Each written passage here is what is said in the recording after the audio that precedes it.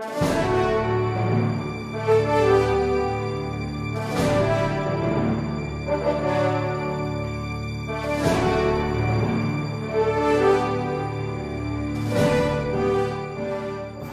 of us who graduated law school after the 1987 Constitution understand the expanded jurisdiction, yung parating binabanggit na grave abuse of discretion leading to lack or excess of jurisdiction. Pero tinuturo din po sa atin na hindi nawala yung political question doctrine. Na kung klaro na sa isang ahensya ng gobyerno o isang body o isang instrumentality ang kapangyarihan na yon, hindi dapat paghimasukan ng Korte Suprema. Meron po tinuro sa amin nung mahilig pa po tayo sa mga debate clubs in high school, in college, yung pong argumentum ad absurdum. You bring the argument to the absurd so that you will understand whether or not that argument is plausible. The court agreed. Pag pinatigil ang hearing, hindi pwede gawin ng Supreme Court yan. The court also agreed that yung decision natin ay hindi pwedeng baguhin o ibahin ng Supreme Court. Ang pinag-uusapan po natin, interlocutory orders, kung pwede po, or mga points of law, ay pwede mag-issue ng TRO ang Supreme Court. Ang sabi po ng majority, pwede. So let me bring the argument to the absurd. What if the only ground to impeach a president, a COMELEC chairman, chairman of COA, or a Supreme Court justice was a dollar account? Then the TRO will practically stop the whole impeachment proceeding. Or what if the one party suddenly decides each and every sub-paragraph, we will go to the Supreme Court for a TRO. And what if the Supreme Court issues a TRO, 3 TROs a week, 2 TROs a week, 1 TRO a week? Hindi ba meron tayong doktrina sa batas, what you cannot do directly, you cannot do indirectly? We cannot say later on, we will abide by this one, we will not abide by this one. We have to face squarely the issue of jurisdiction. Does the Supreme Court have jurisdiction in matters of impeachment cases? And we have to look them in the eye and tell them, this is not a disrespect. Hindi nyo field ito. Hindi nyo po sakop ito. Dahil pag sinabi po nating sakop nila ito, they can practically stop the impeachment court. So let me borrow from our good friend. Sinabi niya po ito sa kanyang church, si Pastor Doy Castillo. Sabi niya, ang TRO ay dapat truth, respect, obedience. Ito pong impeachment is search for the truth. Hindi to criminal case, hindi po makukulong ang respondent dito. Ang pinag-uusapan dito, fitness, kung karapat-dapat. Dapat po dito, pagkatapos ng trial, dalawa lang resulta. Either klaro sa atin na hindi siya fit at tanggalin siya, o klaro sa atin na fit siya at lahat tayo'y suportahan siya bilang Chief Justice. Respect goes two ways, Mr. President. We should respect the Supreme Court, yes. But did they respect us by suddenly issuing the TRO, even if they could have taken judicial notice that hindi rin naman ibibigay ng presidente ng PS Bank? Eh tayo po, bumoto pa tayo na wag ipatawag ang mga justices dito. And then they will issue a TRO just like that. Lastly is obedience. Obedience to the rule of law. We are under scrutiny here. Binabantayan tayo. Kahit anong maging desisyon natin dito, may sasang-ayon, meron hindi sa atin. But the question is, obedience to what law which will lead us to the truth? Will the TRO help us to find out what's in the dollar accounts, or will it hinder? So this is my humble submission, Mr. President, and that's why I voted.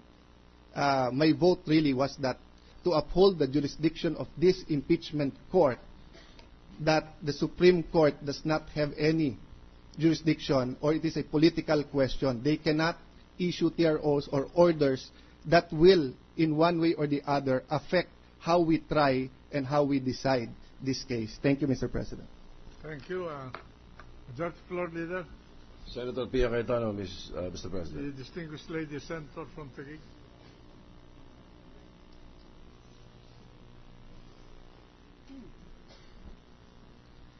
Mr. President, if I had my choice, I would not have wanted this to come to a vote. In the trial last week, I had hoped that one of the witnesses would, on his own, after contemplating and thinking of the repercussions of his refusal to to provide the information on the foreign deposit would come here voluntarily to disclose the same. But given that the decision of the majority was to bring this to a vote, I chose to cast my vote in favor of defying the TRO. Mr. President, I base my decision on the following. I think it is very clear to all of us that we are very young in terms of our jurisprudence when it comes to impeachment. We really have no firm cases to base our decisions upon. What we have is a constitutional provision that states that the Senate is the body that is charged to try all cases of impeachment. So we look to the U.S. as we do in many similar cases, and there is a U.S. Supreme Court, Nixon versus United States. In this case, Mr. President, a United States federal judge was convicted of federal crimes and was sentenced to prison. After that, the House of Representatives adopted impeachment articles of impeachment and proceeded with the impeachment. He was impeached and the case was presented to the Senate. Judge Nixon then questioned the Senate proceedings. It then went to the Supreme Court and the Supreme Court ruled.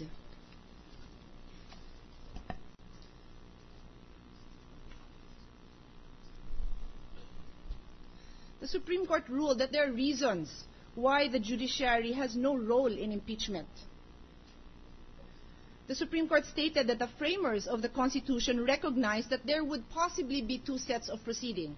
One would be a criminal trial, which in this case the judge faced, and an impeachment trial. And therefore, the criminal trial already called for judicial interference, in fact, judicial supremacy. But the impeachment trial called for the impeachment court to be the sole judge. The respondent, Judge Nixon, argued that judicial review is necessary in order to place check and balances on the legislature.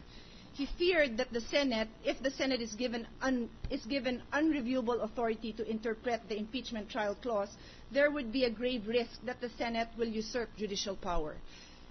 On this matter, the Supreme Court ruled the framers of the Constitution anticipated this objection and created two constitutional safeguards to keep the Senate in check. The first safeguard is that the whole of the impeachment power is divided between the two legislative bodies, with the House given the right to accuse and the Senate given the right to judge. This split of authority avoids the inconvenience of making the same person both accuser and judge, and guards against the danger of persecution from the prevalency of a factious spirit in either of those branches. The second safeguard is the 2/3 supermajority vote requirement, and that is the same requirement that we have under our Philippine Constitution. Finally, Mr. President, I'd just like to mention that there are lengthy discussions, and I have taken the time to read the Federal Impeachment Process, a Constitutional and Historical Analysis by Michael Gerhard, wherein it states, judicial review of such an impeachment procedure would undermine the impeachment's effectiveness as a check on executive and especially judicial abuse of power. Judicial review of the impeachment process would give judges the last word on the propriety of the procedure for their own removal, and thus the chance to make their own or their colleagues' removal virtually impossible by ensuring that Congress could achieve such outcomes only through the most complex and time-consuming ways. I have many more interesting points that I can put on record, but I think I have covered the most important ones, and I thank the Senate President for the time to put on record my sentiments on the matter. Thank you.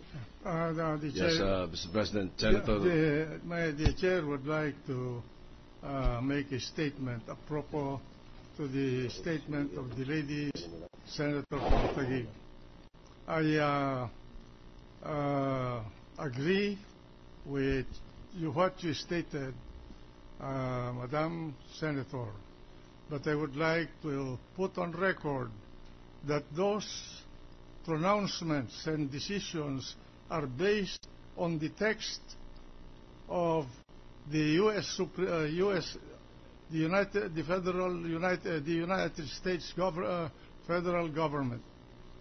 They're unlike the provisions of our Constitution, and I'm sure that if those scholars and judges would have decided the cases in the light of our present Constitution, the 1987 Constitution, I am not sure that they would make those pronouncements as you have recited them.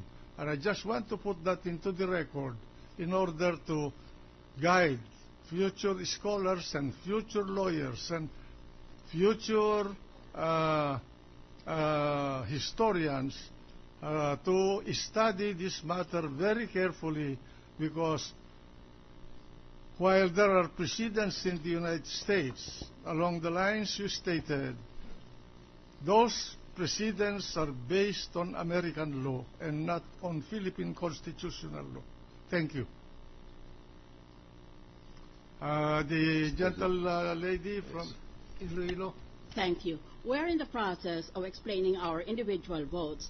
I've already announced to the media priorly that I was going to vote in favor of obedience to the TRO for the following grounds. Now I will try to summarize them very quickly. Under law, there is such a thing as a last clear chance doctrine. If both parties are at fault, perhaps in an automobile collision, but one party had the last clear chance to avoid the collision but did not take that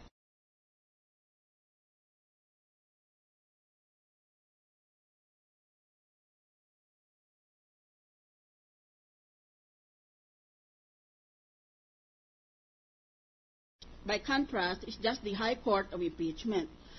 If we do not obey the TRO, then we are engaged in a collision course. And it is now for the Senate to avail of the last clear chance to avoid a collision, which will naturally result in a constitutional collision.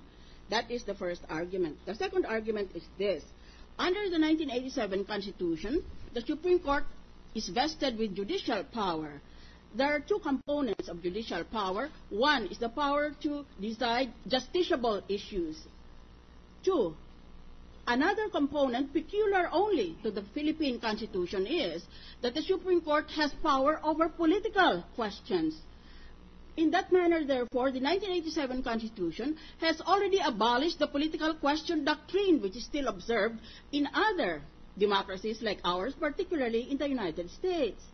So, if that is the case, then the Supreme Court has a more comprehensive extent of judicial power than that possessed by the United States Supreme Court because of this constitutional provision.